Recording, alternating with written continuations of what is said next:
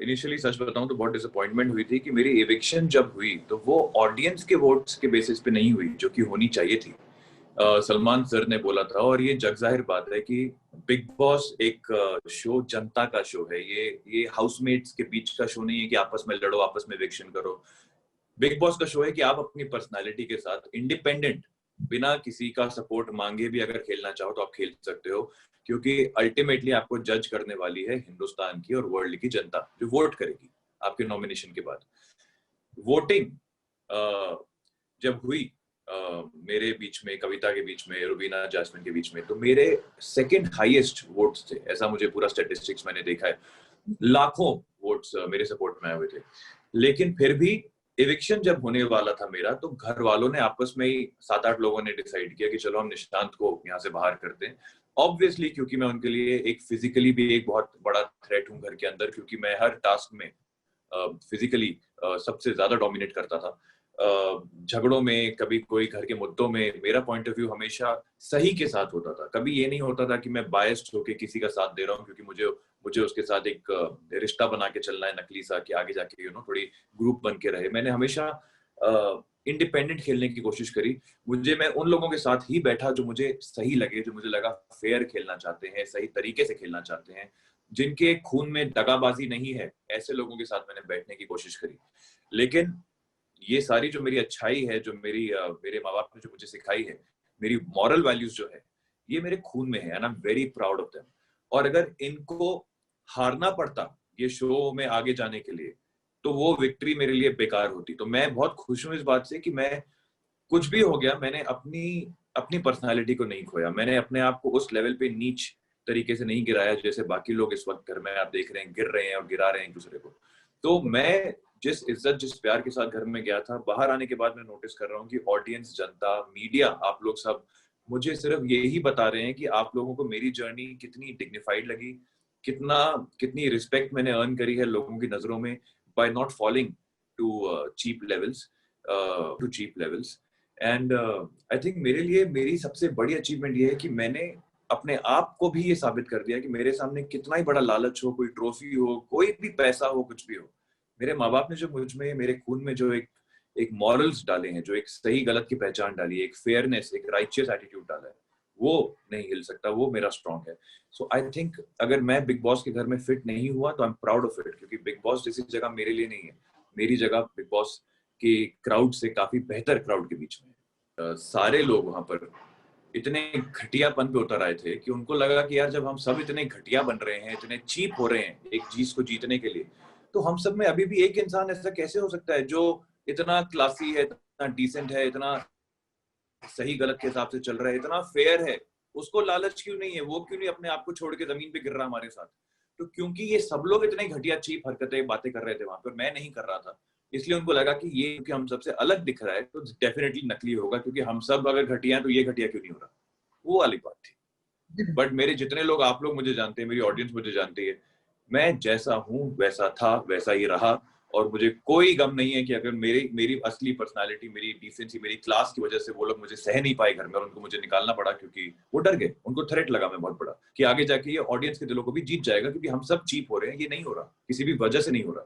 और निशांत, मुझे ना कभी कभी ना ऐसा विजन आता है कि ना यार सब लोग सो रहे हैं घर में रात को बिग बॉस के, और मैं चाकू लेके जाता हूँ बेडरूम में, किसी के बेड पे छाती पे बैठ के चाकू मारता हूँ और खून मेरे मुंह पे आके लगता है सारा। मैंने कहा, उस वक्त मैंने सोचा कि ये आदमी शायद कैमरा के लिए एक्टिंग कर रहा है, जबरदस्ती की बकवास कर रहा है, कि उसको लग रहा है शायद फोकस आ जाएगा, ये ऐसी अजीबोगरीब बातें करेगा तो लोग देखेंगे। बट नहीं, उसका दिमाग एक्चुअली में डिस्टर्ब्ड है। ही इज अ साइको। उसके खून में सिवाय झूठ, फरेब, चीटिंग, फ्रॉड के अलावा कुछ नहीं है। वो इस वक्त भी क्या कर रहा है, उसके सारे झगड़े पवित्रा के साथ नकली होते हैं। उनको पता चल गया है कि हम आपस में, हमारे को फुटेज मिल रही है, तो चलो हम इसको बड़ा चढ़ा के लड़ाइयां करें, फिर प्यार भी हम नाटक करते हैं, प्यार का नाटक करते हैं। अपनी खुद की स्टैंडिंग पे वो आदमी खड़े होने की हिम्मत ही नहीं रखता। इसीलिए जब उसको कैप्टन बनना था तो उसने रेड जोन के 4 ऐसे लोगों को चुना अपनी टीम में आने के लिए, जो किसी को नहीं पसंद है, जो किसी के नहीं है, जो सबसे बड़े धोखेबाज घर में सबने नॉमिनेट करके डाल दिए थे रेड जोन के अंदर, क्योंकि वो सबके सब दगाबाज है। इस आदमी के अंदर इतना डर था शो में आगे ना जाने का कि उसने उन 4 दगाबाजों की फौज बना ली अपने साथ, पवित्रा, निकी, जान और राहुल की। और अब आने वाले समय में, और ऑलरेडी आप देख भी रहे हैं पवित्रा के साथ क्या हो रहा है, उसको यही लोग, क्योंकि ये किसी के नहीं है, ये सब धोखेबाज हैं, ये सब उसी को काटेंगे और उसी को बाहर निकालेंगे। इतनी क्लासलेस इंसान मैंने पहली बार देखी है। एक लेडी के मुंह से इस तरह की भाषा निकलना, इस तरह का बात करने का लहजा, इस तरह से चिल्लाना बेकार की बातों पे। मुझे कई बार लगता था कि मैं बिग बॉस के घर में नहीं, किसी चौल में रह रहा हूँ, जहाँ एक औरत की आवाज आ रही है जो सिर्फ चिल्लाती है और गालियां देती है लोगों को, और गंद से गंद बकती है। टेलीकास्ट में ज्यादातर शायद आप नहीं देख पाते होंगे ज्यादा, लेकिन वहां रहने से मुझे पता चला कि ये औरत बिल्कुल बिल्कुल ऐसी फीलिंग देती है कि आप किसी चौल में रह रहे हो किसी के साथ। ऐसे लोगों को तो मैं मतलब खड़ा भी ना रखूं अपने आसपास, ऐसे लोगों को मैं दूर से भगा दूं। लेकिन अब वहां मेरी मजबूरी थी उस घर में रहना उन लोगों के साथ, तो क्योंकि मेरा नेचर ऐसा है कि मैं सबके साथ तमीज से रहता हूँ, लेकिन दोस्ती बातचीत उन्हीं के साथ करता हूँ जो मुझे अच्छे लगते हैं, और इनमें से मुझे कोई भी इंसान ठीक नहीं लगा, सबके सब मतलब घटिया टू अनदर लेवल। जान दोस्ती के नाम पे धब्बा जो टर्म हमने सुना है, वो जान परफेक्ट रिप्रेजेंट करता है उसको, क्योंकि वो एक सांप है। आपने अगर सांप को पाला है, सांप को दूध पिलाया, तो वो आपको डस लेगा एक दिन। वो हुआ मेरे साथ। जान मेरे पास आया था इनिशियली ये बोल के कि आप में मुझे एक बड़ा भाई दिखता है, आप मुझे गाइड करो, मैं बहुत डिस्टर्ब्ड हूँ, मेरे को डिप्रेशन सा फील होता है, मैं एंग्जाइटी फील करता हूँ, निक्की की वजह से मुझे बहुत बुरा लगता है, मेरी बहुत इंसल्ट होती है, बहुत लोग मेरे बारे में बकवास करते हैं, मैं बात करना चाहता हूँ आपसे क्योंकि मैं बात करके हल्का फील करूंगा। मेरा छोटा भाई जो रियल में छोटा भाई है, वो भी सेम एज का है, 26-27 साल का। तो मुझे कहीं ना कहीं एक तरस आया, एक कनेक्शन सा फील हुआ, तो मैंने कहा ठीक है, अगर तेरे को एक कंधा चाहिए एक बड़े भाई का, तो मैं देने को रेडी हूँ। और मैंने उसको पूरी शिद्दत से लॉयल्टी से निभाने की कोशिश करी, क्योंकि मेरे खून में लॉयल्टी है, मेरे खून में दगाबाजी नहीं है। लेकिन बाद में मुझे रियलाइज हुआ कि मैंने क्योंकि भरोसा किया जान पर, वो मेरी गलती थी, आई रिग्रेट इट, क्योंकि जान एक नंबर का चीटर और धोखेबाज है। उसको ये चाहिए था कि मुझे निशान से दोस्ती करनी है क्योंकि उसके साथ मुझे फायदा होगा, और मुझे निकी के साथ भी रहना है क्योंकि निकी के साथ मैं कुछ रोमांटिक अफेयर वगैरह कुछ स्टार्ट करना चाहता हूँ घर के अंदर। तो ये सारा का सारा जो गेम खेला उसने, वो शायद उसको भी नहीं पता कि वो खेल रहा था, क्योंकि वो यहाँ पे खाली भी है, वो अपने दिमाग से नहीं चलता, उसका कोई स्टैंड नहीं है, कोई पॉइंट ऑफ व्यू नहीं है, उसको बस कान में निकी फुसफुस फुसफुस करके कुछ ना कुछ समझाती रहती है, और वो एक पेट डॉग की तरह उसको फॉलो करता है हर जगह पे, पालतू कुत्ते की तरह वो उसके पीछे पीछे घूमता है, वो उसको लात मारती है, उसको गाली देती है, उसको भगाती है, फिर भी वो वहीं बैठा रहेगा एकदम, क्योंकि पता नहीं क्यों, मतलब उसको I genuinely feel sorry for his parents कि वो ये सब देख के क्या फील कर रहे होंगे कि उनका बेटा कर क्या रहा है, ऐसा मतलब नौकरों टाइप बिहेवियर, मतलब ऐसा सर्वेंट टाइप बन के घूम रहा है निकी के पीछे। शर्म आनी चाहिए उसको। और उसने मेरे सामने निकी की बातें, निकी की बुराई करते वक्त अपनी माँ की कसमें खाई हैं कि मैं निकी के साथ जो भी मेरा फ्रेंडशिप का जो चल रहा है ढोंग में खत्म करना चाहता हूँ, I don't want it, I had enough. उसने माँ की कसम झूठी खाई है, उसने एक भाई को धोखा दिया है। ऐसा आदमी जिसकी कोई स्पाइन नहीं है, कोई कैरेक्टर नहीं है, उससे उससे क्या उम्मीद रखना यार। मैं बिग बॉस बचपन से देखता आया हूँ, ऐसा नहीं हूँ। मुझे जब ये शो ऑफर हुआ, मुझे लगा एक्साइटिंग है, रियलिटी शो है, जाना चाहिए as an experiment, I should go and see कैसा लगता है वहां पे उस दुनिया में। तब मैंने थोड़ा बहुत 13 देखा, लेकिन बिग बॉस में कैप्टन क्या होता है, उसकी क्या ड्यूटीज होती हैं, उसके क्या राइट्स होते हैं, मुझे वो नहीं पता था। तो जब मैं कैप्टन बना, तो मैं उम्मीद कर रहा था कि जैसे हर बार बिग बॉस कोई भी कार्य या घर में कुछ भी होता है, तो बिग बॉस एक फाइल भेजते हैं जिसमें सारी डिटेल्स लिखी होती हैं कि ये कार्य इस प्रक्रिया से होगा, ये चीज ऐसे होगी, ये चीज ऐसे होगी। तो मुझे लगा मैं पहला कैप्टन हूँ बिग बॉस 14 का, पहला घर का कैप्टन बना हूँ, तो मुझे भी बिग बॉस की तरफ से कुछ इन्फॉर्मेशन आएगी, क्योंकि मैं पहली बार बना हूँ, पहला बना हूँ। और मैंने कैमरा में बोला भी बिग बॉस को कि as your captain I request you, मुझे आप प्लीज कन्फेशन रूम में बुलाइए, मुझे समझना है कि मेरी ड्यूटी क्या है। बन तो गया हूँ कैप्टन, लेकिन ड्यूटी क्या है मेरी, ये तो बताओ।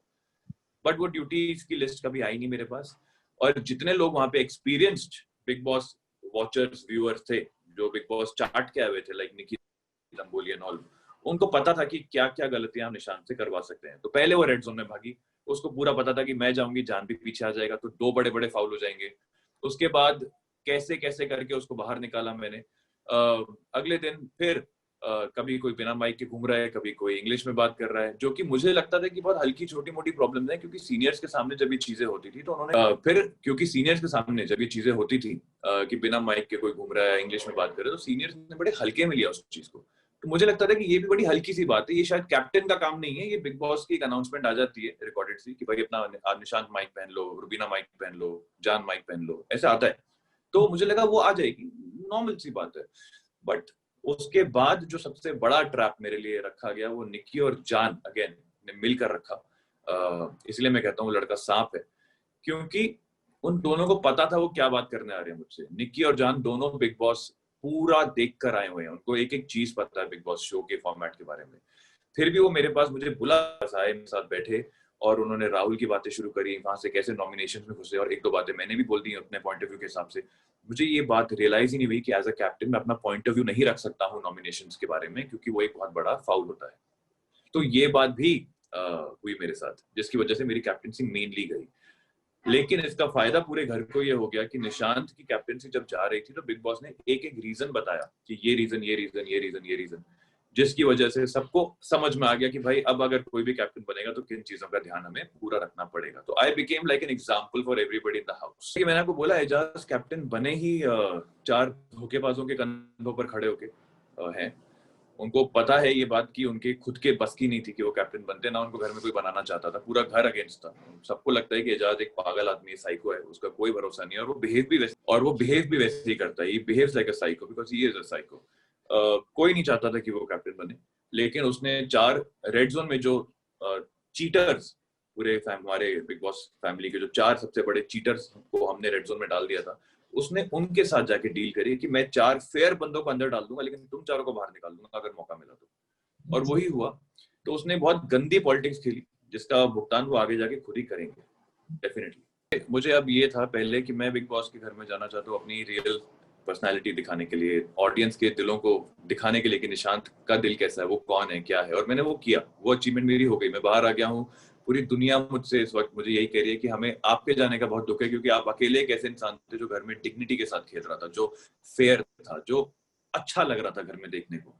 लेकिन अगर वापस जाने का मौका आता है, तो अब अगर मैं वापस जाऊंगा तो अब मैं कोई गेम के लिए नहीं जा रहा हूँ। अब अगर मैं जाऊंगा तो मैं सिर्फ ये पवित्रा, एजाज, जान अगर वो बचा तब तक, तो राहुल भी खैर कुछ खास नहीं, राहुल मुझे फिर भी ओके लगता है, निकी, इन लोगों के बैंड बजाने के लिए जाऊंगा, क्योंकि मुझे इनकी एक एक सच्चाई बाहर निकलने के बाद पता चल चुकी है। उनका एक एक झूठ जो वो आपस में एक दूसरे को बोल के बैठे हैं वो भी समझ में आ चुका है। तो अब तो अगर मुझे मौका मिला, मानसर is a cool host, he is a great guy, no complaints. I think बहुत ही बढ़िया इंसान है और बहुत ही बढ़िया तरीके से समझाते हैं। ऑफ कोर्स एंटरटेनमेंट का शो है तो थोड़ा बहुत उनके तरीकों में कभी कभी हमारे लिए थोड़ी एम्बैरेसमेंट हो जाती है, लेकिन ये बात सच है कि उनकी हर बात मतलब होता है। और वो कभी भी कुछ भी अगर मजाक में भी कहते हैं आपसे, तो उसके पीछे एक हिंट होता है जो कि आपको ये बताता है कि आप कहाँ गलत जा रहे हो या कहाँ सही जा रहे हो, तो आपको वो पकड़ना जरूरी है। So I think he is a great host and I have a lot of respect for him.